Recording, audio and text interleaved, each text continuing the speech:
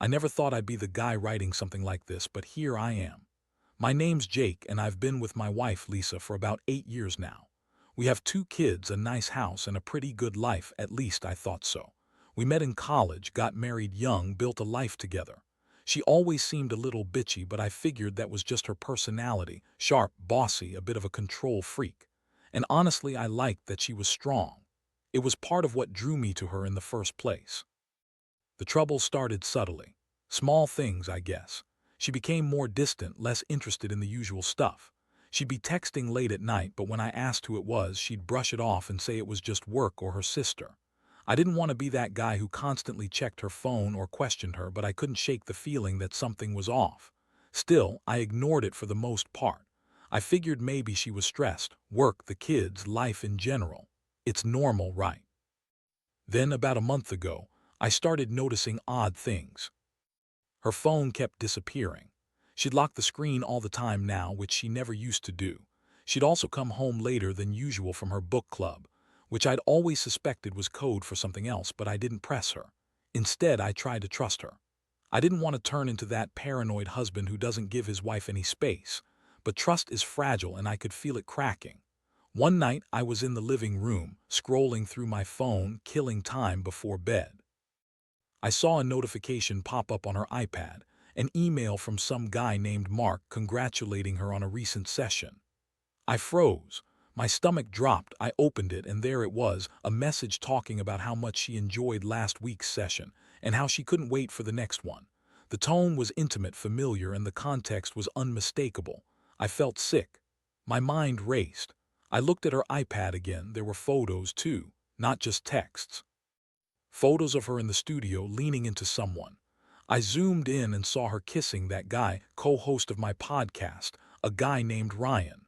They were caught in the act, lips pressed together in a moment I'd never imagined I'd see from my wife. It was real, clear as day. The worst part, I wasn't even supposed to be home that night. I'd gone out to pick up the kids from their friend's house, had left her alone in the studio where she and Ryan had been recording that week's episode. I'd always trusted her in that studio, but I guess that's where they'd been sneaking around. I felt like I'd been punched in the gut. All those times I'd wondered if she was hiding something, and it turns out she was right there in plain sight, kissing my co-host while I was out doing dad stuff. That moment hit me hard. I didn't even know what to feel first: anger, betrayal, heartbreak. I guess I just sat there staring at the screen, trying to process how the woman I loved, the woman I'd built a life with, was doing something so blatantly wrong behind my back. And the kicker, she had no idea I'd seen the evidence. I hadn't even confronted her yet. I just sat there, stunned, knowing that my world was about to change forever. The next morning, I woke up feeling like I'd been hit by a truck. I kept replaying that image of her kissing Ryan in my head. It refused to go away. I couldn't believe I'd been blind all this time, trusting her, and now I had proof in my hands that she'd been lying to me. I spent the night tossing and turning, trying to decide what to do. Part of me wanted to scream, to rage at her, to accuse her right then and there. But I knew better. I needed a plan, a clear head. I got up early, made some coffee, and sat on the back porch. That's when she came out to join me, all bitchy and defensive as usual. She asked if I was feeling okay, acting like I just had a bad night's sleep or some cold. I stared at her, feeling the bile rise in my throat. I wanted to confront her then and there, but I also wanted to get my facts straight, avoid saying something I'd regret. So I kept my cool, at least on the outside. "Lisa," I finally said, keeping my voice steady. "We need to talk about last night, about everything." She looked annoyed, like I was bothering her. That bitchy edge in her tone made me angrier. She rolled her eyes and said, "What now?" "I was sleeping, Jake. You're overreacting as usual." I took a deep breath. "No, I'm not overreacting. I saw the emails, the photos, you and Ryan kissing. How long has this been going on?" She scoffed, crossing her arms. "You're insane. You're imagining things. There's no way I'd do something like that. You're just jealous because Ryan's better at the podcast. That's all this is."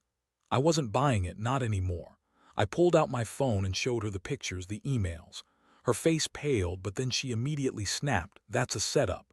Someone's trying to ruin me. It's not what it looks like." I pressed her, asking how long she'd been doing this, and she started to spin some bullshit about how Ryan was just a friend, how I had no right to accuse her.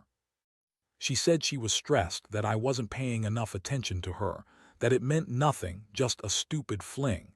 That she didn't love Ryan, that it was just sex, just some stupid mistake she'd made out of boredom. She looked me dead in the eyes and lied so convincingly I almost believed her, but I knew better. I felt a mix of rage and heartbreak. How could she sit there and lie so easily? How could she betray me like this after everything? I didn't even know how to respond at that point. My mind kept spinning, trying to figure out what this meant for us. I wanted to hurt her back, but I also wanted to understand what drove her to do this. Was she just a bitchy, manipulative woman?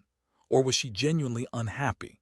Whatever the case, I saw that I was deep in a mess I couldn't just brush off. That day, I confronted her again, pushing her on the lies.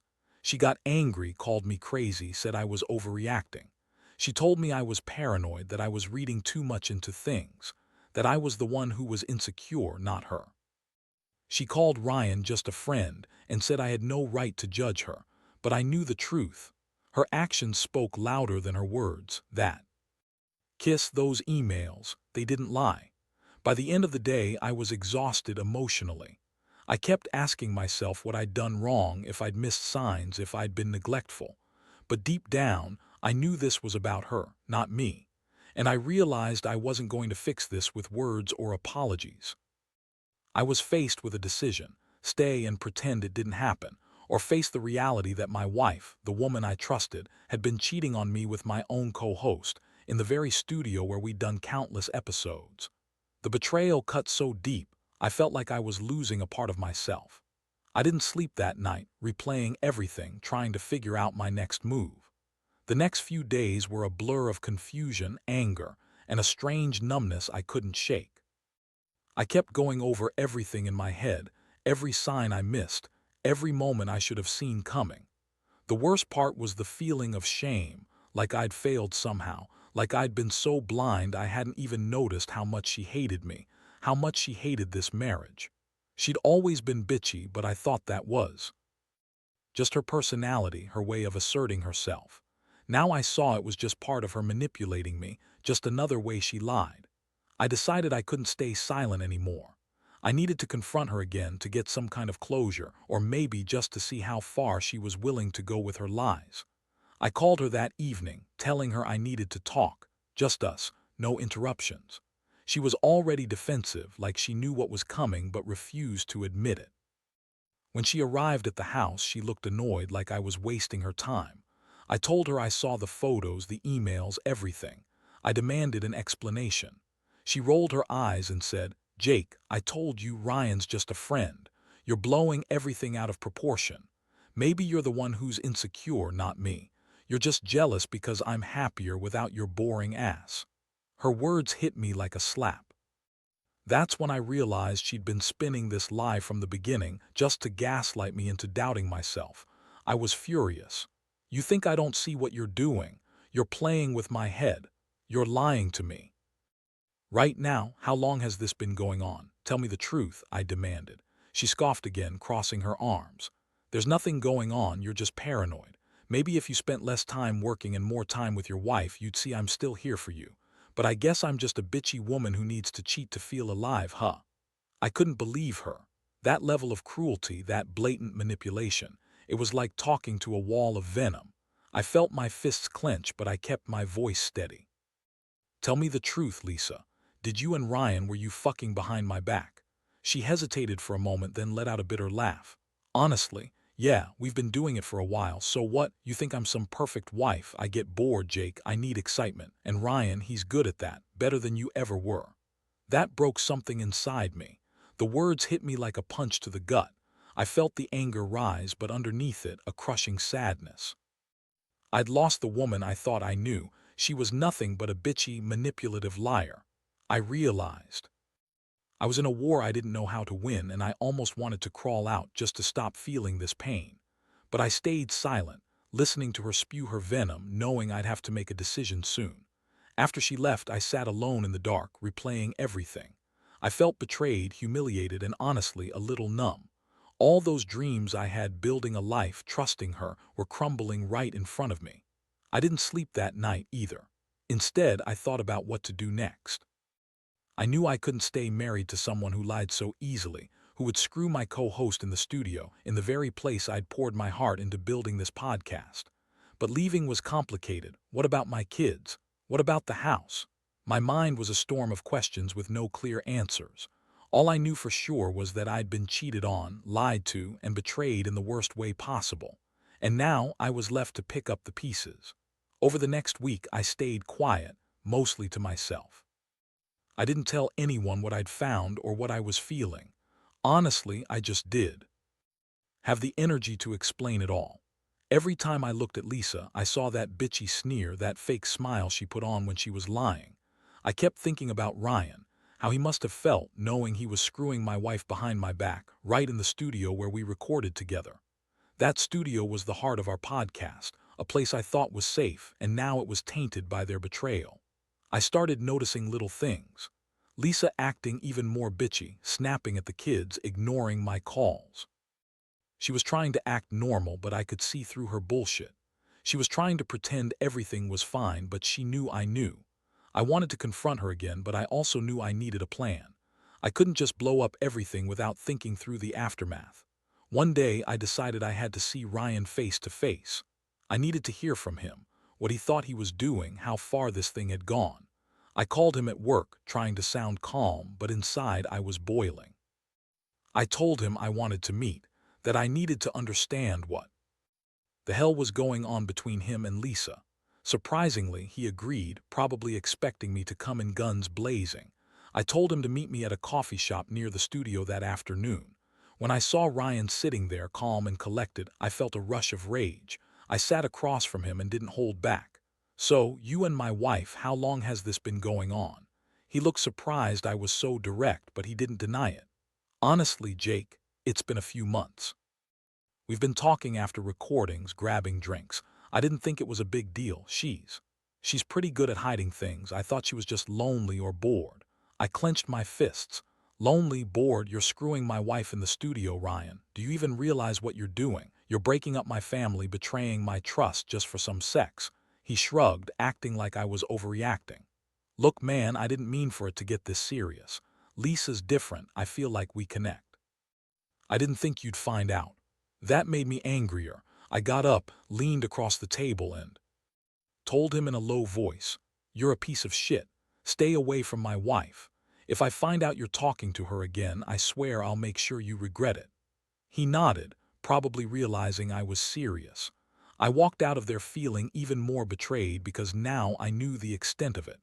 My wife and her co-host, Ryan, had been sneaking around for months, and I was just the last to find out. The whole world I'd built, my marriage, my podcast, my sense of security was falling apart, and I had no idea how to fix it or if I even should. That night I sat alone in the dark, feeling the weight of everything. The anger was still there, but underneath it was a deep sadness. I kept asking myself how I let this happen, how I missed all the signs. I'd always known Lisa was bitchy, demanding, and controlling, but I'd never thought she'd cheat on me, especially with Ryan, someone I worked with, trusted. That white noise of betrayal kept echoing in my mind, louder and louder.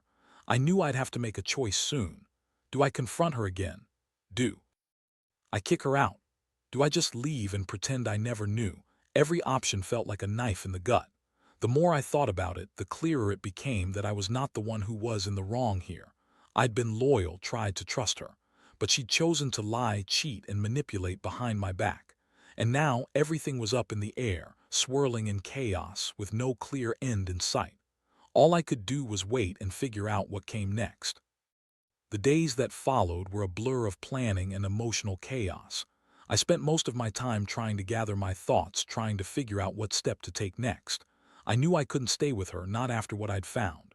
No matter how much I loved her, or thought I did, it was over. The trust was shattered beyond repair. Still, that thought didn't make it any easier to deal with the pain. It was like a dull ache that refused to go away. I started packing some of my things. I didn't tell her I was leaving, at least not yet. I just wanted to get out, get some space to breathe. I wasn't planning some dramatic exit necessarily, but I knew I had to get out of that house before I said something I'd regret. Every time I looked at Lisa, I saw that bitchy, manipulative face and it made my stomach turn. She lied to me, played me for a fool, and now I had to figure out how to rebuild myself from this mess. One evening I sat her down. She was bitchy as usual, but I could see the fear behind her eyes now. I wasn't about to beg her to stay, not after everything. I told her I knew about her affair, about Ryan, and that I was done. I told her she could lie all she wanted, but I had the evidence, and I was tired of being played for a fool. I said I was leaving, that I couldn't do this anymore, and that she needed to figure out what she wanted, if it was me or Ryan or whatever sick game she was playing. Her response: a flood of bullshit. She said I was overreacting, that I was paranoid, that she loved me, and that I was just jealous. She called me insecure, said I was the one who ruined everything by not paying enough attention. She looked right at me with that bitchy smirk and told me I was being dramatic. I looked at her and just felt contempt wash over me. I knew then that I couldn't trust her anymore, that I'd been fooling myself all this time. That night, I slept in my truck. I couldn't go back into that house. I felt like I was losing my mind, caught between heartbreak and rage. I kept asking myself how someone I loved so much could be so unforgivably cruel. When I think about those moments now, I feel the sting of betrayal, the deep cut of realizing I'd been nothing but a pawn in her game. I'd given her everything: my time, my trust, my love, and this is how she repaid me. I told a couple of close friends what happened. They couldn't believe it. They said I deserved better, that I should get out before she dragged me further down into her toxic bullshit. That advice helped, even if it didn't make the pain go away. The hardest part was accepting that I might never get closure, that I might have to just accept what she'd done and move on. But I'm not a fool. I know I'm better off without her. Still, it stings. It hurts deep.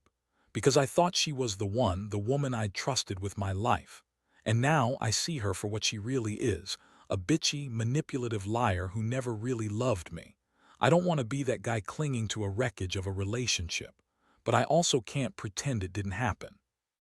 All I can do is try to pick up these shattered pieces, rebuild my life, and hope I come out stronger on the other side. It's been a few weeks now since I made the decision to leave. Honestly, I don't know if I'm fully healed or just better at pretending I am. Every day feels like walking through a storm I can't quite see the end of. I've moved out, found a small apartment nearby, and I'm slowly rebuilding some kind of normalcy. The house feels cold without her. No more bitchy comments, no more lies, no more Ryan sneaking in after recording sessions. It's just silence where there used to be chaos. I've been reflecting a lot on everything that happened, how I missed the signs, how I trusted her even when my gut told me not to. The worst part is realizing I was so blind, thinking her bitchy attitude was just her personality, not a mask for something much darker. I also learned a lot about myself in this process. I learned that I've been holding on to a fantasy of what our marriage was supposed to be, and that sometimes love isn't enough. Sometimes people just don't change, no matter how much you want them to. Moving forward, I've decided to focus on myself and my kids. I want to be the kind of dad who's present, honest, and loyal. I won't let her betrayal define me, even if it's been one of the worst experiences of my life.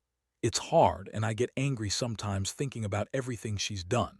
But I also feel a strange sense of relief, like I finally took the power back that she tried to steal from me. As for Ryan, I've cut ties completely. I cut the cord with the podcast, changed the locks, and made it clear I'm not interested in any reconciliation. I don't need that kind of toxicity in my life. I've come to accept that sometimes people are just toxic, manipulative, and selfish, and you're better off without them. I've learned to listen to my instincts and not ignore the red flags anymore. I guess if I had any advice for anyone reading this, it's this: trust your gut. If something feels wrong, don't dismiss it just because you love someone or don't want to believe the worst. People can be pretty good at hiding who they really are, but eventually the truth comes out. And when it does, you have to be prepared to walk away if that's what's best for you. I won't pretend I'm perfect. I still get upset, still ask myself what I did wrong. but I also know that I deserve better than someone who lies and cheats behind my back. I'm working on forgiving myself for the mistakes I made, and I'm trying to remind myself that I'm not the bad guy here. Sometimes people just aren't meant to be in your life, and that's okay. You have to let go, even if it hurts. Because in the end, I believe I'll come out stronger, more cautious, more resilient, and maybe, someday, ready to trust again.